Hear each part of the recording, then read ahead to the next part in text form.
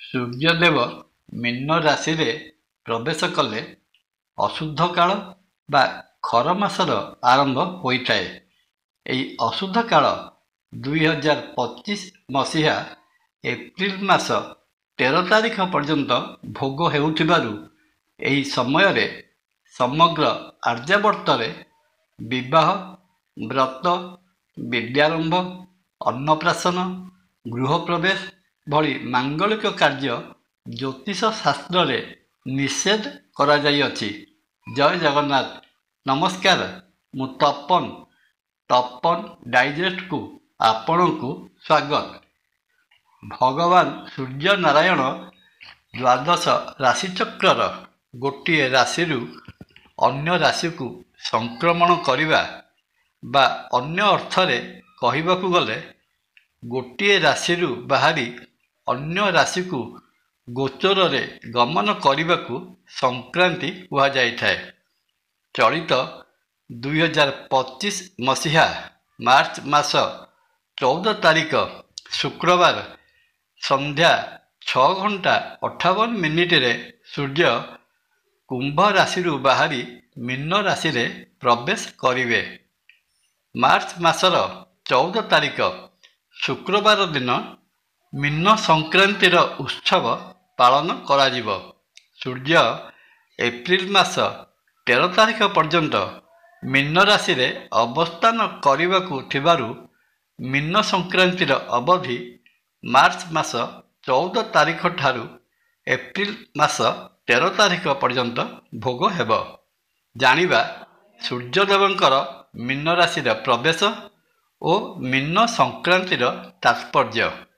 ମୀନ ରାଶି ଦ୍ୱାଦଶ ରାଶିଚକ୍ରର ସବା ଶେଷ ରାଶି। ବୃହସ୍ପତି ମହାଗ୍ରହ ମୀନ ରାଶିର ଅଧିପତି। ବୈଦିକ ଜ୍ୟୋତିଷ ଶାସ୍ତ୍ର ଅନୁସାରେ ସୂର୍ଯ୍ୟଦେବ ମୀନ ରାଶିରେ ପ୍ରବେଶ କଲେ ଅଶୁଦ୍ଧ କାଳ ବା ଖର ମାସର ଆରମ୍ଭ ହୋଇଥାଏ। ଏହି ଅଶୁଦ୍ଧ କାଳ 2025 ମସିହା ଏପ୍ରିଲ ମାସ 13 ତାରିଖ ପର୍ଯ୍ୟନ୍ତ ଭୋଗ ହେଉଥିବାରୁ ଏହି ସମୟରେ ସମଗ୍ର ଆର୍ଯ୍ୟାବର୍ତ୍ତରେ ବିବାହ, ବ୍ରତ, ବିଦ୍ୟାରମ୍ଭ, ଅନ୍ନପ୍ରାଶନ, ଗୃହପ୍ରବେଶ ଭଳି ମାଙ୍ଗଳିକ କାର୍ଯ୍ୟ ଜ୍ୟୋତିଷ ଶାସ୍ତ୍ରରେ ନିଷେଧ କରାଯାଇଅଛି। ସଂକ୍ରାନ୍ତି ଦିନଟିରେ ସୂର୍ଯ୍ୟଦେବଙ୍କର ବିଶେଷ ପୂଜାର୍ଚ୍ଚନା କରାଯାଇଥାଏ। ସୂର୍ଯ୍ୟଦେବଙ୍କୁ ଗ୍ରହଜଗତର ରାଜା ବୋଲି ଗ୍ରହଣ କରାଯାଇଥିବା ବେଳେ ଆଧୁନିକ ବିଜ୍ଞାନ ସୂର୍ଯ୍ୟଙ୍କୁ ସକଳ ଶକ୍ତିର ଆଧାର ବୋଲି ଦର୍ଶାଇଥାଏ।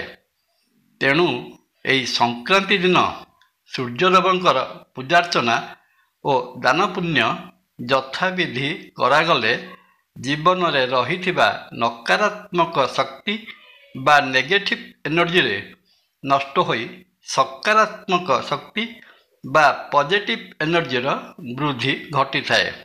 ସେଥିପାଇଁ ସଂକ୍ରାନ୍ତି ଦିନ ସୂର୍ଯ୍ୟୋଦୟ ପୂର୍ବରୁ ପ୍ରାତଃ ସ୍ନାନ ସାରି ଉଦିତ ସୂର୍ଯ୍ୟଙ୍କୁ ଅର୍ଘ୍ୟ ପ୍ରଦାନ କରିବା, ପୂଜାପାଠ କରିବା, ସର୍ବୋପରି ସୂର୍ଯ୍ୟଦେବଙ୍କର ପ୍ରିୟ ସ୍ତୋତ୍ର ଆଦିତ୍ୟ ହୃଦୟ ସ୍ତୋତ୍ର ପାଠ କଲେ ସମସ୍ତ ଦୁଃଖ, ଶୋକ, ରୋଗ ଓ ନିର୍ଧନତାରୁ ମୁକ୍ତି ମିଳିଥାଏ। ସଂକ୍ରାନ୍ତି ଏକ ଦାନପୁଣ୍ୟର ଦିନ ହୋଇଥିବାରୁ ସଂକ୍ରାନ୍ତିର ପୁଣ୍ୟକାଳରେ ଅଭାବୀ ଲୋକଙ୍କୁ ଅନ୍ନ, ବସ୍ତ୍ର ଓ ଧନ ପ୍ରଦାନ କରାଗଲେ ବିଶେଷ ପୁଣ୍ୟ ଅର୍ଜନ ହୋଇଥାଏ।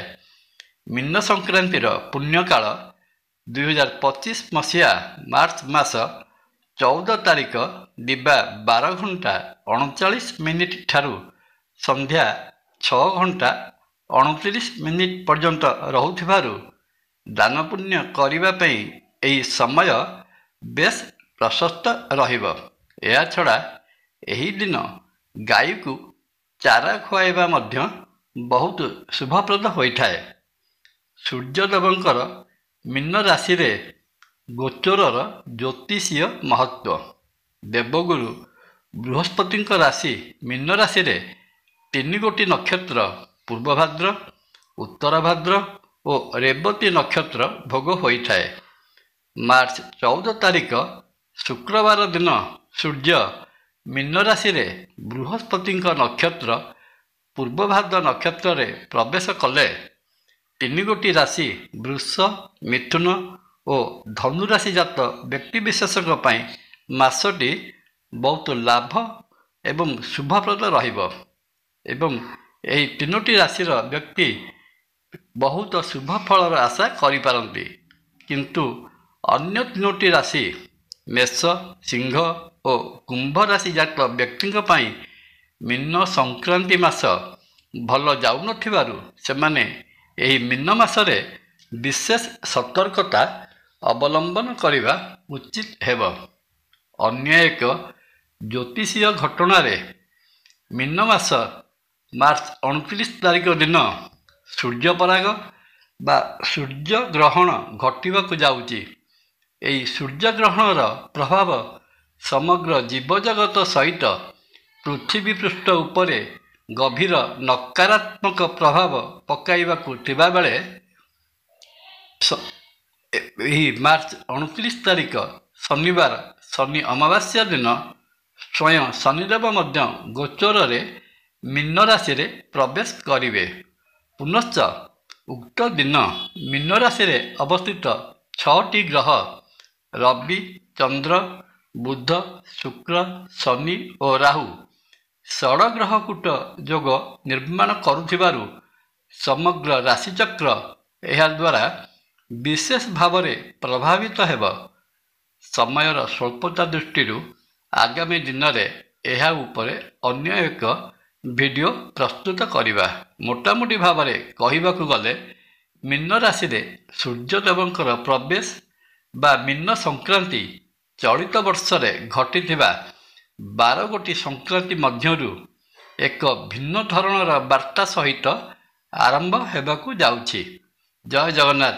ଭିଡ଼ିଓ ଭଲ ଲାଗିଲେ ଲାଇକ୍, କମେଣ୍ଟ, ସବସ୍କ୍ରାଇବ୍ ଓ ସେୟାର କରିବାକୁ ଅନୁରୋଧ। ନମସ୍କାର। ତପନ।